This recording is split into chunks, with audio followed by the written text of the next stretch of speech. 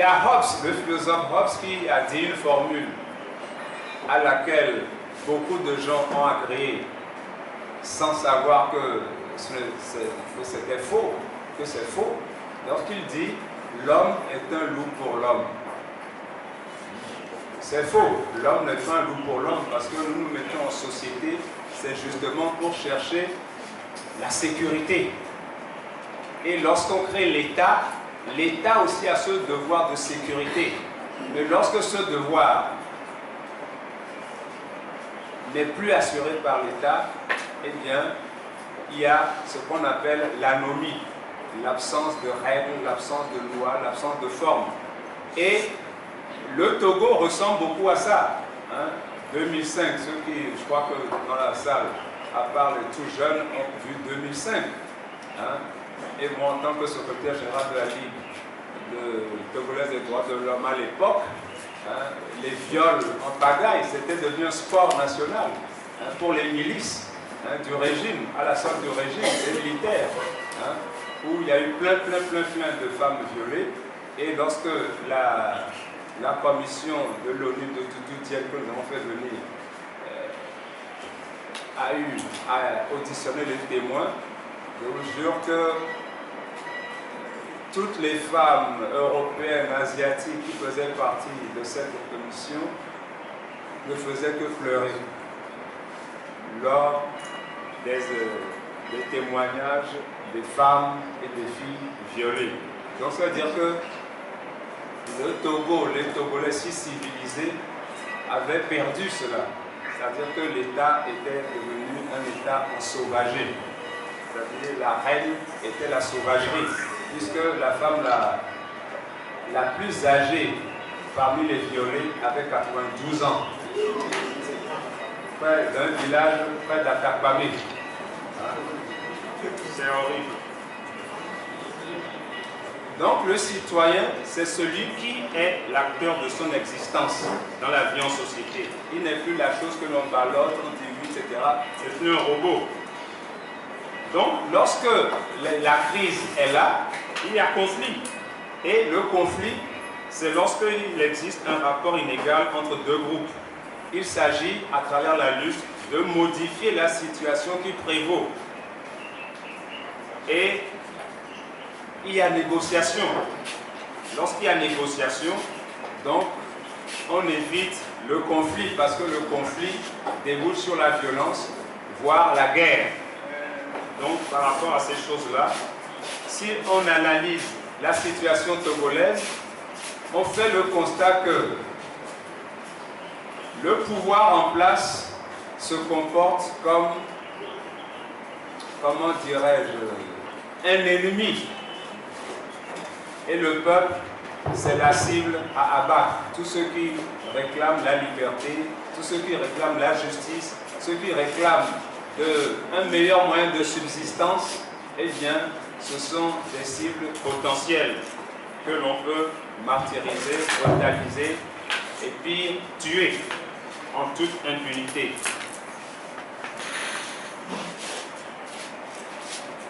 Mais lorsqu'il y a un conflit, je viens parler de négociation, mais tout n'est pas négociable. Tout ne peut pas être négociable. C'est-à-dire que les valeurs de justice, d'égalité, la liberté, on ne peut pas négocier ces choses-là. Et justement, quand le pouvoir est amené à user de la violence au lieu de la négociation du conflit, c'est justement parce qu'il veut modifier les rapports de force. C'est un aveu de faiblesse, parce qu'il se dit, ces gens ne sont pas armés, donc sortons les fusils et flinguons-les. Et toute la démocratisation sanglante que nous avons connue, eh bien, c'est toujours dans cette logique. Quand le peuple est mobilisé, on ne peut plus rien faire. Sortons les chars, on va voir.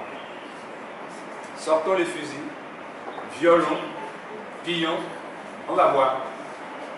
Et régulièrement, c'est des choses qui se passent comme ça. Et ceux qui se rangent aux côtés du peuple, bon, c'est les partis d'opposition, la société civile, etc., honnête, mais souvent il faut que la direction soit bonne, soit conséquente. Mais malheureusement, nous n'avons pas toujours eu cette justesse de vision pour une bonne direction afin de canaliser la lutte pour le changement.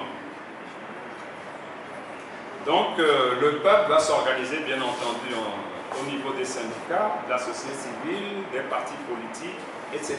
en tant qu'instrument pour le changement. Or ces instruments, voyez-vous, les instruments valent ce que valent les hommes. Si on est dans la société civile pour se faire un nom passé dans la politique, ça fausse les règles parce que les gens ne font plus ce qu'il faut. On met l'ambition politique devant, on met le ventre devant et ça fausse tout. Quand on est un parti politique, on ne veut pas faire la lutte comme il faut parce qu'on gagne un poste ministériel, on veut faire un tour à la mangeoire et revenir. Et là également, ça fausse la lutte.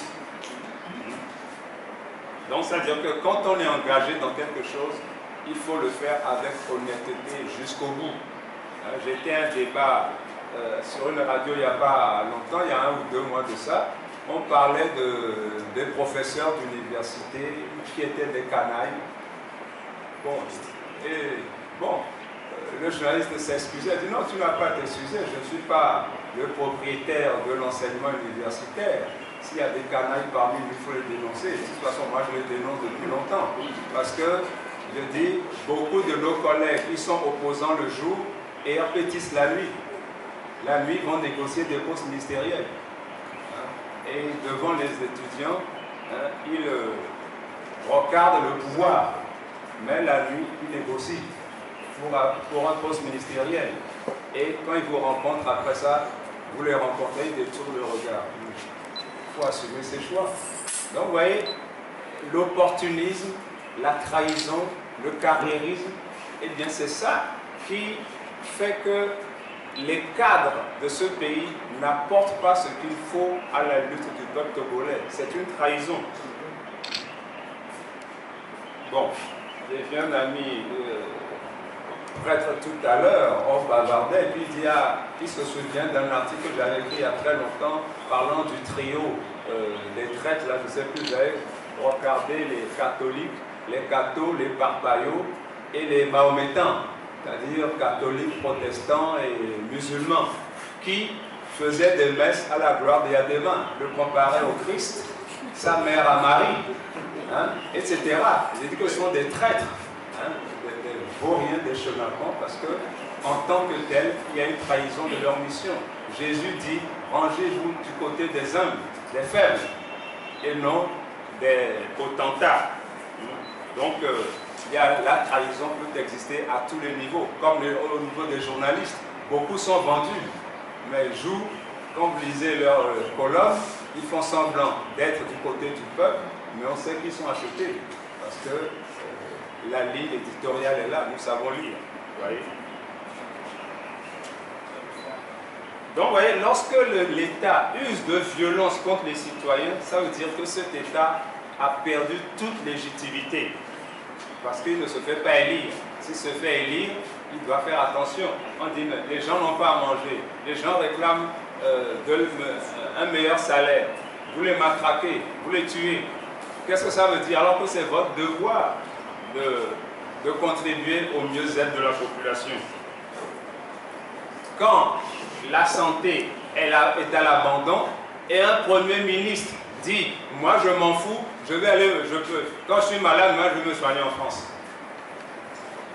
Ça dit qu'il n'est pas intelligent. S'il fait une crise, s'il fait une AVC, l'aller-retour en France, l'avion qui va venir, le prendre, etc., il peut perdre 10 heures de temps. S'il a une crise cardiaque, on se souvient, Palma a fait une crise cardiaque. Lui aussi, il faut soigner en France. Mais on va de Kabou à Bassar, il n'y a rien. Il n'y a même pas du mercurochrome, même pas un sparadrap. On dit va à Bassar. Bassar, il n'y a rien du tout. Il n'y a même pas de fil, même pas de gants. On dit va à Bassar, il meurt en route. Des millions plein les poches. Ceux qui disent qu'ils ne sont pas intelligents. Et c'est ça notre malheur, d'être dirigé par des gens qui ne sont pas intelligents. Parce que être intelligent, c'est voir les voisins, les gens qui peuvent vous aider. Hein? Parce que si toi tout seul tu es riche, la minorité dont parle fort, tu as tout l'argent, mais tu ne seras pas tranquille. Toute ta famille va venir chaque fois au tonton, on le nomme tonton, Madounou, au tonton, et puis au mon fils là, tu ne seras pas tranquille. Et est-ce qu'ils sont tranquilles eux-mêmes? Parce que souvent même, ils donnent l'ordre, ne laissez même pas entrer la famille. Donnez des consignes, personne n'entre. Parce que ben, les gens n'y ont aucun dessous. On sait que tu as volé tous les sous du pays tout seul. Donc les gens, forcément, tu ne seras pas tranquille. Bon, la conscience citoyenne nous demande de changer de système. Parce que ce système a échoué à tout point de vue. La misère est là, s'installe, et le chiffre c'est de la Banque mondiale et de l'État lui-même.